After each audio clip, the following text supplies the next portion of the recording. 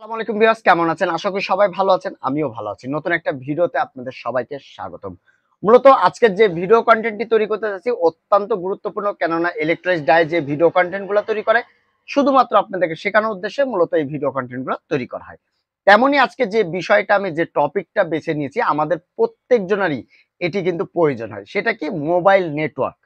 মূলত অনেক বাসা আছে বা অনেক জায়গা আছে যেই জায়গাগুলোতে আমরা সহজে মোবাইল নেটওয়ার্ক কিন্তু পাই না।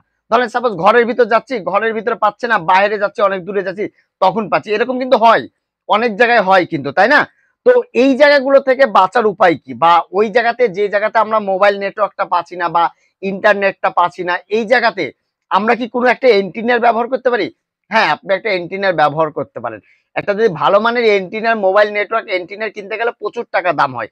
সেক্ষেত্রে আপনারা ১৫০ থেকে ১৮০ টাকায় একটা মোবাইল অ্যান্টিনার তৈরি করে নিতে পারেন। যেটির মাধ্যমে আপনার বাসাতে যদি একটু নেট কমও থাকে, আশা করি ইনশাআল্লাহ বাকিটা আল্লাহ তাআলা পাবে। আমার দৃঢ় বিশ্বাস, কারণ আমি যেহেতু দীর্ঘ অনেকদিন ধরে মোবাইল সার্ভিসিং এর সাথে আছি, আমি জানি যে এই জিনিসটা করলে মোবাইলের রেঞ্জটা একটু বাড়তে পারে, এই জিনিসটা করলে এটা হতে পারে। এক্সপেরিমেন্ট করি। তো তেমনই আপনাদেরকে দেখাই আজকে। তো আমার হাতে দেখতে পাচ্ছেন একটা অ্যান্টিনিয়ার। এটা কিন্তু একটা অ্যান্টিনিয়ার, ভালো করে লক্ষ্য করুন, এটা কিন্তু অ্যান্টিনিয়ার। আরেকটা আছে 3.5 জ্যাক। এই অ্যান্টিনিয়ারটার দাম ১৪০ থেকে ১৫০ টাকা আপনাদের কাছে নিতে পারে, বা ১২০ টাকা। বিভিন্ন জায়গায় বিভিন্ন দাম হয়ে থাকে। এর জন্য আমি দামটা বলি না, যে এক জায়গায় দাম কিন্তু এক রকম হয়ে থাকে। এজন্য আমরা অনেক সময় দামটা বলতে পারি না যে আসলে এই জিনিসটা এই দাম হবে, এই দাম হবে, তাই না?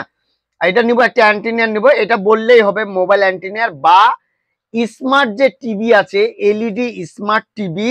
এই এলইডি স্মার্ট টিভির ভিতরে ওয়াইফাই সেকশনে এই ধরনের অ্যান্টিনা তারা টিভির ভিতরে ব্যবহার করে।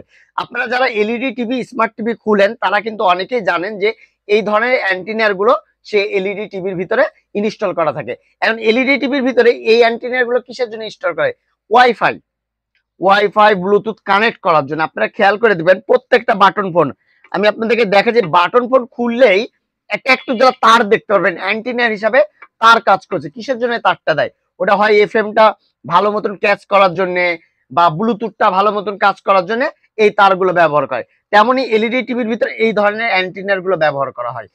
তো আজকে আমি এই জিনিসটা দিয়ে আজকে খুব শীঘ্রই ইনশাল্লাহ ভিডিওটি আসবে আমাদের এই ইউটিউব চ্যানেলও আসবে, পাশাপাশি আমাদের যে ফেসবুক পেজ ইলেকট্রনিক্স ড্রাই, আপনারা ড্রাই দেখছেন, ড্রাই আপনারা সম্পূর্ণ ভিডিওটা দেখতে পারবেন।